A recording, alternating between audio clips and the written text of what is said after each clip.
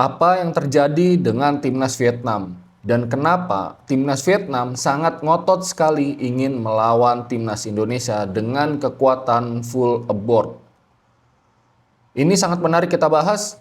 Sebelum lebih lanjut, gue mengingatkan kepada kalian untuk menekan tombol like dan subscribe-nya. Dan jangan lupa juga nyalakan tombol notifikasinya agar progres football ini semakin berkembang.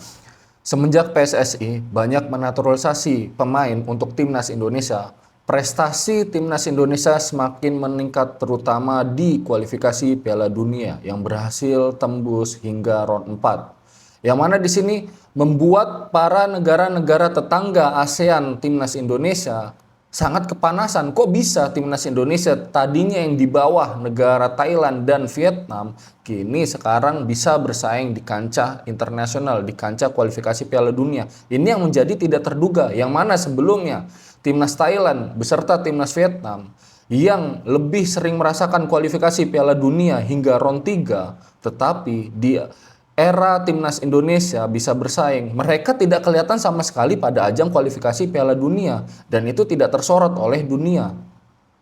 Ini yang menjadi penasaran. Mereka ingin sekali mengalahkan timnas Indonesia dengan kekuatan full aboard. Yang mana di sini Vietnam merasakan 2 kali kekalahan timnas Indonesia dan itu berada di kandang Vietnam. Pertandingan kedua berada di kandang Vietnam dengan skor 3-0 dan pertandingan pertama itu berada di Indonesia dengan kemenangan skor tipis 1-0. Ini membuat Vietnam sangat ngotot sekali, yang mana di 2026 ini timnas Indonesia melakukan FIFA Series sedangkan Vietnam tidak. Indonesia semakin berkembang lagi. Ini bahaya kalau Indonesia berhasil menang pada ajang FIFA Series. Peringkat timnas Indonesia akan semakin naik. Akan semakin naik bisa mendekati Vietnam. Yang mana di sini yang kita ketahui Vietnam sekarang berada di peringkat 113 dunia sedangkan Indonesia berada di 122 dunia. Yang mana poin FIFA Series ini sangat tinggi, berpengaruh untuk rank FIFA. Apabila menang melawan negara-negara yang berada di FIFA Series ini menjadi uji coba lawan tanding timnas Indonesia, ini sangat berpengaruh signifikan kepada ranking FIFA Indonesia. Itulah kenapa timnas Vietnam ingin sekali melakukan pertandingan melawan timnas Indonesia dengan kekuatan full aboard. Tapi sayangnya di tahun 2026 ini timnas Indonesia tidak bisa menurunkan skuadnya ketika melawan Vietnam di Piala AFF 2026. Tidak bisa menurunkan skuad full aboard-nya timnas Indonesia. Ini sangat disayangkan. Ini sangat disayangkan oleh timnas Vietnam. Karena timnas Indonesia tidak menurunkan skuad full aboard-nya, karena aturan FIFA itu sendiri, Piala AFF ASEAN Cup ini belum menjadi pertandingan resmi FIFA, yang mana pada bulan Juli walaupun itu libur pertandingan, tetapi itu masa transisi pramusim untuk setiap klub. Yang mana yang kita ketahui sendiri, timnas Indonesia ini banyak dihuni pemain-pemain yang bermain di 5 liga top Eropa. Contohnya ada Jaijes bermain di Sassuolo, terus ada Emil Audero di Cremonese, terus ada Kevin Dix yang bermain di Mönchengladbach, Calvin Verdong di Lyon, banyak juga Orat Mangun tidak mungkin itu bisa bergabung, terus ada Dean James dan banyak lainnya. Itu tidak bisa bergabung ketika bulan Juli sama Agustus, yang mana walaupun itu jeda internasional, libur pertandingan, yang mana akan memasuki babak baru liga-liga top Eropa, memasuki musim baru liga-liga top Eropa. Ini sangat sulit untuk para pemain timnas Indonesia bergabung di Piala AFF, dan itu sudah direncanakan dengan pelatih kita John Hartman. Dia merencanakan akan memanfaatkan skuad lokal kita atau pemain yang bermain di kawasan ASEAN. John Hartman sendiri sudah menyatakan seperti itu ketika dia menyaksikan langsung drawing Piala AFF 2026. Dan setelah John Hartman memberikan pernyataan seperti itu, pelatih timnas Vietnam atau perwakilan dari timnas Vietnam yang menonton drawing tersebut ketika mendengar pernyataan dari John Hartman, Mereka sangat kecewa karena tidak bisa melawan skuad full aboard timnas Indonesia, yang mana itu menjadi andalan timnas Indonesia pada saat kualifikasi Piala Dunia 2026.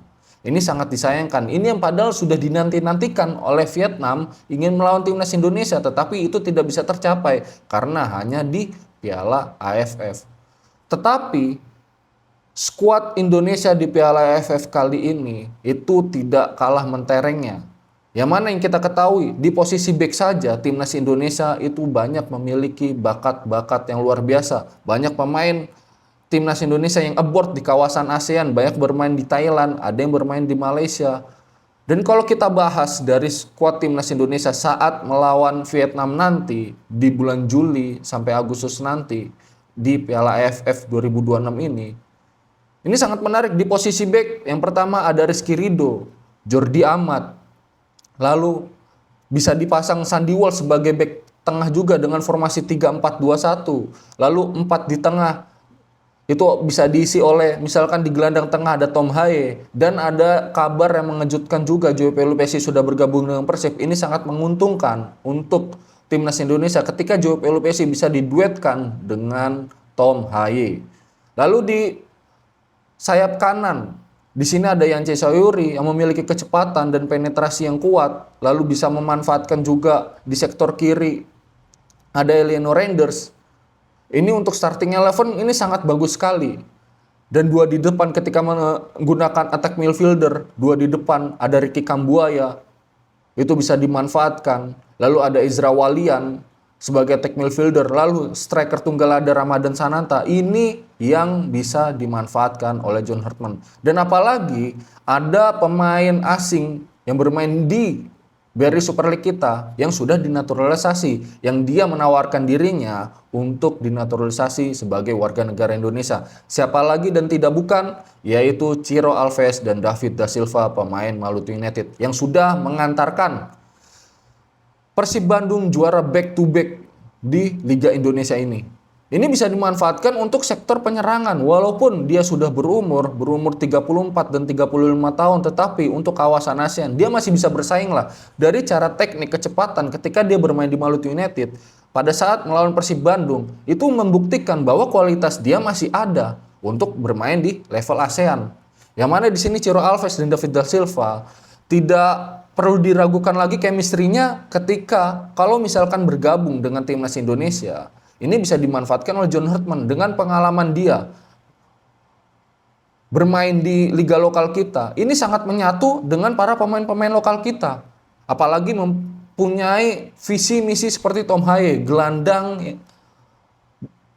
bisa dibilang gelandang serang bisa dibilang gelandang bertahan bisa dibilang sebagai pemain nomor 10 juga bisa Tom Haye ini atau pemain nomor 6 ini. Dan ditambah mempunyai Ciro Alves dan David da Silva. Ini sangat menguntungkan untuk timnas Indonesia. Ditambah lagi David da Silva, yang mana chemistry 2 orang ini saling switch possession di Maluku United. Dan kalau kita lihat juga sebelumnya berada di Persib Bandung, ini menjadikan duet mematikan di lini serang Persib Bandung. Ini bisa dimanfaatkan, yang mana kita mempunyai pemain sayap-sayap tercepat, yaitu ada Yance Sayuri, Eleno Reinders, yang mana mereka baik di posisi masing-masing. Yance Sayuri di sektor kanan, lalu di sektor kiri ada Eleno Reinders, dan belum lagi backupnya pemain pengganti 1, 2, 3-nya di sektor kiri maupun di sektor kanan. Di sektor kiri ada Sen Patinama bisa dipasang seperti itu. Lalu ada Donitri Pamungkas kalau diberikan kesempatan dipanggil itu bisa dimanfaatkan. Lalu di sektor kanan ada Rio Fahmi, ada Fajar Fatur Rahman di situ bisa dimanfaatkan. Lalu di posisi kiper ada Nadio Arga Winata, lalu ada Teja Pakualam. Dan kalau kita bahas masalah posisi kiper antara Nadio Arga Winata atau Teja Pakualam, mungkin dari segi posisi klubnya peringkatnya lebih tinggi Teja Pakualam. Tetapi ketika dalam pertandingan atau di dalam game, ini Teja Pakualam ketika one by one atau bola-bola atas itu sangat mengkhawatirkan. Jangkauan dia sangat rendah. Berbeda dengan Nadio Arga Winata ketika bermain one by one atau diserang bola-bola atas, bola sundulan atau umpan-umpan tarik dari sektor kanan atau kiri, Nadio Arga Winata ini lebih agresif dan lebih responsif ketika menghadapi bola-bola tersebut. Dari segi duel one by one juga antara striker dengan kiper, ini juga sangat menarik. Nadeo Argawinata ini dia bisa memenangkan duel one by one. Apabila mendapatkan bola congkelan atau bola lambung, bola apa ya, bisa dibilangnya bola congkelan lah bahasanya. Nadeo Argawinata ini lebih tenang, dia bisa jangkauannya lebih tinggi daripada Teja Pakualam, yang mana di sini kalau kita lihat dari postur kiper yang ideal yaitu Nadeo Argawinata. Gua tanpa mengesampingkan Teja Pakualam, gua sangat respect juga dengan Teja Pakualam dengan performan dia, tetapi untuk kancah internasional ini dibutuhkan kiper yang mempunyai postur lebih tinggi. Ada juga Hernando Ari di situ, kiper muda kita, tetapi apa?